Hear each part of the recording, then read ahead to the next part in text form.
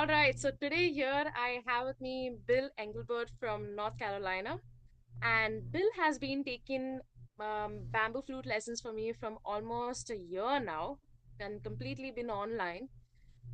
So Bill, you tell me, how has bamboo flute lessons affected your musical journey? Well, I wanted to do something with Indian music, and I'm not familiar with at all, so it was kind of a new thing for me. I'm familiar with piano and hammered dulcimer and African drum, but flute is, I mean, a whole different thing. And I wanted something that was more, I don't know the right term for it, but the bamboo flute seemed much more appealing than like a classical metal flute kind of thing. It seemed without all the mechanics to it, just kind of music in its pure form, simple form, something, um, and it was appealing to me. And it's not been easy. A simple instrument, but not easy. No. Yeah, I'm sure because I've always heard that the flute looks like one of the simplest instrument ever made. It just looks like a piece of a piece of bamboo taken and holes put into it. Some holes in it. Yeah.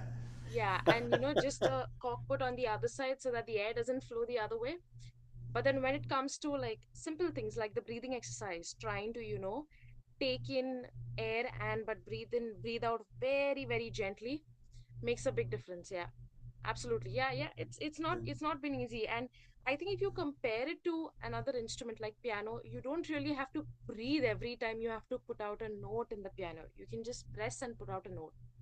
Right. Obviously, like the piano has its own sets of complications, like you have to use both hands at the same time.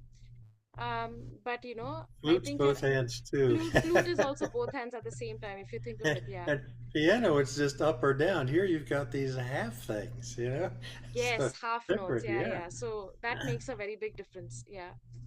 What specific um skills or techniques do you think have improved your work in these lessons that we've been doing?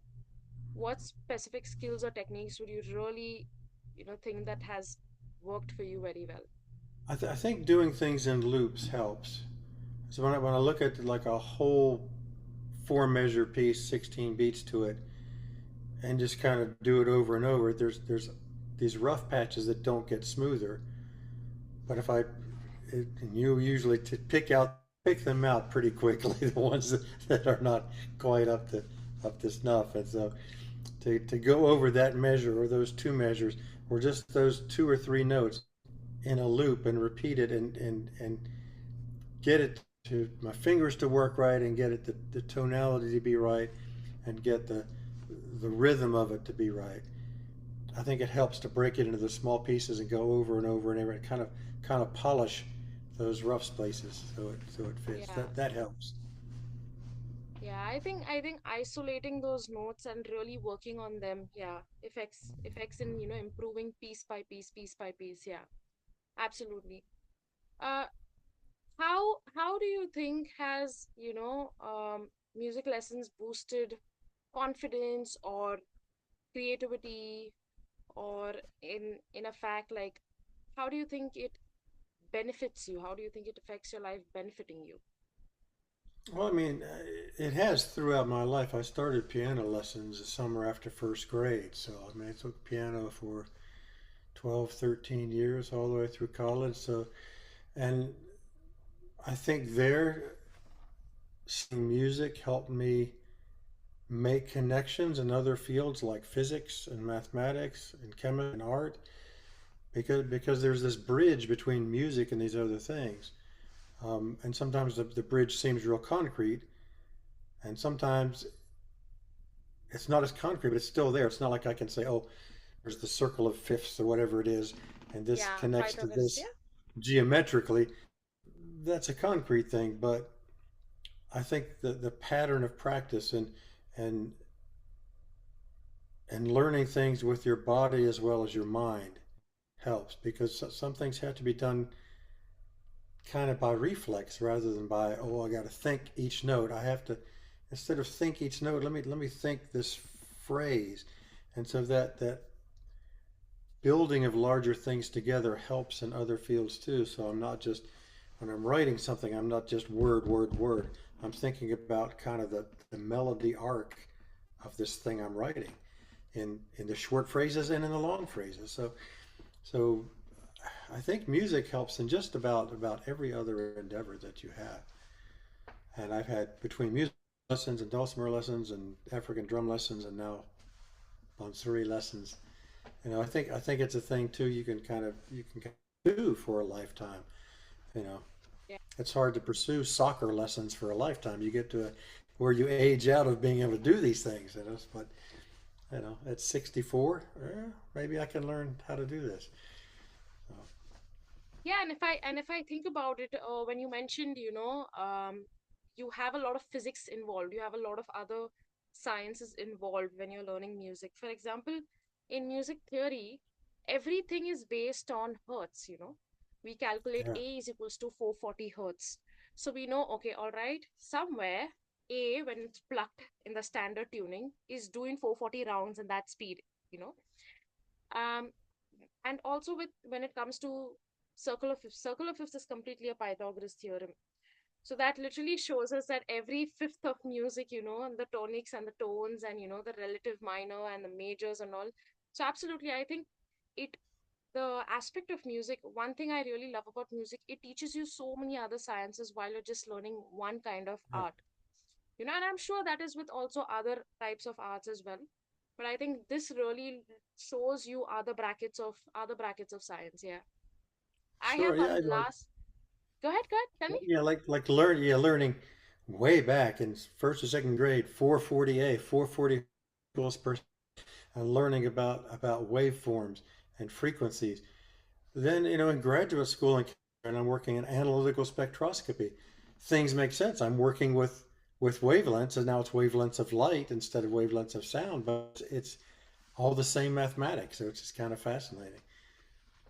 Yeah, yeah, makes sense. And also, you've been learning the Dulcenheimer, you've been learning the piano, and you've been also learning the djembe, the African, Yeah, the African drum. Yeah, the African drum, and now also Indian bamboo flute. So I think you have a full cultural aspect with different instruments, you know, India, Africa. European, African, Asian, all Yeah, three of it. Yeah, I think the only thing now left is, something related to do with Japanese. So you'll have to learn either Japanese flute or something like that. South American or something. I don't know. Or South American, yeah, South American, yeah. Uh, but I think it's really been fun in this past 1 year. Also noticing that I really appreciate when students, for example, you do not speak Hindi a lot, okay? You're learning to speak, but you do not speak Hindi a मैं lot. थोड़ी थोड़ी हिंदी बोलता हूँ. जी आप थोड़े थोड़े हिंदी बोलते हो. Yeah, that was good. So, but I appreciated the best fact which I liked is when we do our theory part, you've written the Hindi part of it. Okay, so you've written the Hindi part of all the bamboo flute notes that we studied, or notes of the rag, and then you've written also the transliteration in English. So I think that was very impressive. That really shows how dedicated you are as a student, how dedicated you are as, someone who really puts their time into learning, immersing themselves in the culture. So Yeah, I it's think more than just flute for me because I watch these mantras on television and I see the characters go by and now I can recognize some of the characters because there's a Sa, there's a Re, and it's like okay, Rama, and now I know Rama. Okay, I see that, I know it's Rama, and so I'm starting to pick out words as they flow by on the screen, and probably any first grader in India will know language better than I do, but at least, good for me. Oh, I can pick these sound, these characters out, and now I can start putting words together. So, absolutely, absolutely. yeah. In one word, if you have to describe just like the lessons that we do online, okay, or in a few words, if you have to describe for someone who's, gonna begin, or someone who's looking at this and thinking, oh, whether should I go for it, whether should I not go for it? What would you say? Uh, Appropriately challenging. Okay, it's not challenging. Well, oh, I can't do this. I dread this lesson, but it's not like, okay. This lesson's so simple. I can just kind of sleep through it. It's like there's always something new to learn, but it never overwhelming, which is really nice. That you know, Yeah. because I'm not the best of students. I do not practice as much as I do. No, I think, I think you practice fairly enough for an adult, fairly enough for an adult. Yeah. Yeah. I do have other adult students as well. So I understand that, work always gets in um with, practicing. How do you take out the time to practice though? Since you make it a Well, point to practice. So how do you take out the time to yeah, practice? I am retired, so I have a little more time, or you would think I would have more time, but my involvement as an international referee, international umpire for table tennis keeps me traveling a lot, busy 2, 3 weekends a month, and then coaching students during the day and running the Charlotte Club. I'm probably Okay. more busy in retirement than I was when I worked. So, but still, it's practice for me can be also kind of a devotional time. Mm. Um, Something meditative about even when I'm just doing a loop of 4 notes over and over. It's still there's something between the breathing and trying to focus on and trying to focus on my posture and trying to not let my thumb stick out. You know, all Tongue these, stick out while you're all, yeah, all these little things, and get my fingers to do the right patterns. There's something kind of meditative about it that I'm not chanting a mantra while I do something, but there's still something in the practice of it and the learning of it that feels like meditation to me. So that attracts me to it. So makes it Yeah, easier. makes sense. Yeah. Yeah. Bill, I really appreciate you doing this. I really appreciate you taking out your time and um being ready to, just answer a few questions for, future students probably. Yeah, I really Okay. appreciate that. And Yeah. so I'm thinking I'll see you in the next lesson. Okay. That now. Yeah. I'll in like 5 minutes. Yeah. In like Five right minutes. now. Okay. Yeah. All Thank you, Bill. right. Thank you. All right. Thanks. Mhm.